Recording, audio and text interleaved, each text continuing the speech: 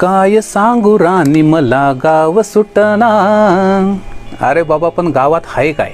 ना चांगली शाळा, ना चांगलं कॉलेज, रस्ते धड नाहीत, इंटरनेट नाही, साधा चांगला दवाखाना सुद्धा नाही.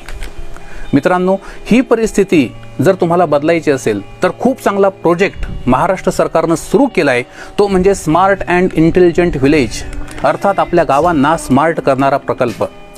तुम्ही सुद्धा तुमच्या गावाचा कायापालट करू इच्छित असाल तर हा प्रकल्प आपल्या गावात कसा येईल यासाठी नक्की प्रयत्न करा. कारण प्रत्येक तालुक्यात फक्त 10च गावांना हा प्रकल्प पहिल्या टप्प्यात मिळणार आहे. आता प्रकल्प नक्की काय? बघा, एकूण 5 टप्पे आहेत.